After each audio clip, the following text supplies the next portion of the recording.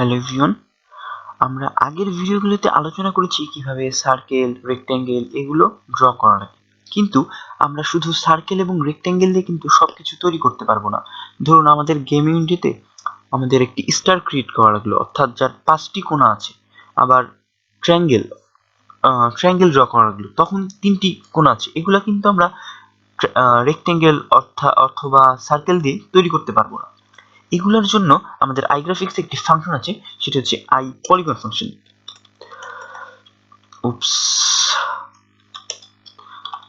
iPoligon ফাংশনে 3টি parameter, যথারীতি প্রথমটা হচ্ছে x, তারপরেরটা y এবং তারপরেরটা হচ্ছে আমরা কত ভুজের আকৃতি ড্র করতে যাচ্ছি। যদি আমরা ট্রায়াঙ্গেল ড্র করি, অর্থাৎ ট্রায়াঙ্গেল, হ্যাঁ এটা আমি পেন থেকে রেখেছি। ট্রায়াঙ্গেল ড্র করি, এখানে আপনারা দেখতে পাচ্ছেন যে এটা 3টি কোণা আছে। তার জন্য আমাদের এই প্যারামিটারে হবে 3। এর ফলে আমরা ড্র করব একটি ট্রায়াঙ্গেল। আবার যদি আমরা পঞ্চভুজ এরকম একটা শেপ ড্র করতে চাই, এটার জন্য আমাদের ওই প্যারামিটারে বসাতে হবে 1 2 3 4 5। এর জন্য আমাদের প্যারামিটারে বসানো লাগবে 5।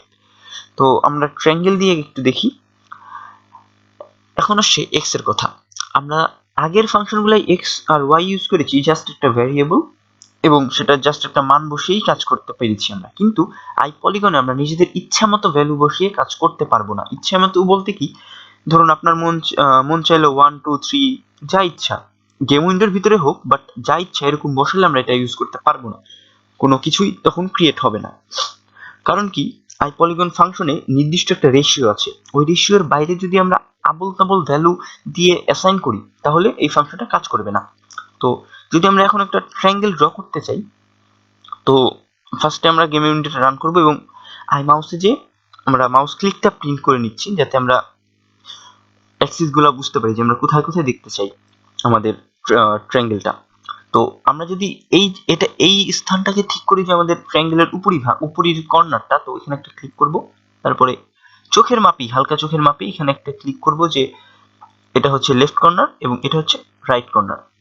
তো আপনারা দেখতে পাচ্ছেন যে আমরা ভ্যালু পেয়ে গেছি কিন্তু 3টা। তো এই 3টা ভ্যালু আমাদের মনে রাখা লাগবে। এটা মনে রাখার জন্য আমরা যেটা করতে পারি, আমরা একটা টেক্সট ফাইল ক্রিয়েট করতে পারি। এখন আমরা টেক্সট ফাইলের ভিতরে যে x is equal to, আমরা যেহেতু বাম পাশে x এর ভ্যালুটা প্রিন্ট করেছি, তো এই 3টা ভ্যালু এখানে লিখে ফেলবো। 3 5 7 2 8 3 4 8 9 এবং তার নিচে এসে আমরা লিখবো y টা। আমি এভাবে লিখছি, তার একটা কারণ আছে, সেটা বুঝতে পারবেন আশা করি একটু পরেই, যে কেন আমি এভাবে লিখতেছি সিরিয়ালি সব সুন্দর করে। আচ্ছা, এটা করার পরে আমরা গেম উইন্ডোতে যাব। গেম উইন্ডোতে যে আচ্ছা, একটা জিনিস বলা হয়নি, আমাদের কিন্তু এই x এবং y টা ইন্টিজার হবে না, এটা হবে ডাবল টাইপ অ্যারে। ডাবল অথবা ফ্লট যে কোনো একটা ইউজ করতে পারি, তবে আমরা ডাবলটা ইউজ করে আমাদের বেটার হবে। তো যে ভ্যালুগুলো আছে, এখন আমরা x এর ভ্যালুগুলা অ্যাসাইন করে দেব। তার জন্য জাস্ট x এর এই ভ্যালুগুলো কপি করব, এখানে বসিয়ে দেব এবং ঠিক সেম কাজটা করব y এর জন্য। এই ভ্যালুগুলো কপি করব এবং এখানে পেস্ট করে দেব। এখন যদি আমরা এটা রান করি, দেখুন আমরা কিন্তু আমাদের ট্রায়াঙ্গেলটা দেখতে পাচ্ছি। তো এভাবেই যদি পঞ্চভুজ কিছু দেখতে চাই, তখনও আমাদের এখানে 5টা ভ্যালু হবে x এর, সেগুলো আপনারা চোখের মেপে নিয়ে ফার্স্টে একটা বেসিক কাঠামো দাঁড় করাবেন। তারপরে আস্তে আস্তে আপনারা মাউসের সাহায্যে ওই অ্যাক্সিস গুলা নির্ণয় করে সেগুলো সেগুলো আপনারা এই অ্যারের মানের ভিতরে বসিয়ে দেবেন, এবং যে কয়টি আমাদের ভুজের সংখ্যা হবে বা কর্নার হবে, সেটি হবে এই প্যারামিটারটা। এটা সবসময় মনে রাখবেন। আর এটাকে আমরা ফিল্ডও দেখতে পারি। আচ্ছা, ফিল্ডটা একটু দেখি আমরা।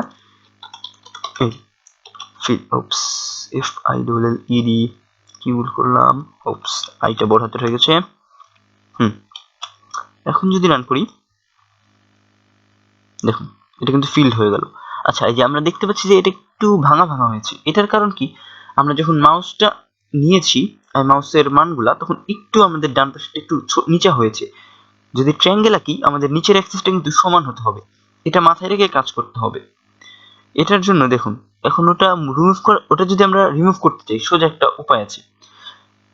ওয়াই এর দেখুন এই ভ্যালুটা সবচেয়ে বড়, অর্থাৎ এটা হচ্ছে আমাদের উপরের কর্নারটা, এবং এটা আর বাম পাশে 257 এবং আর ডান পাশে 254, অর্থাৎ একটু এই যে 57 54 একটু এদিক ওদিক হয়েছে। দুটোকেই যদি এখন আমরা 57 করে দিই এবং এখন যদি রান করি,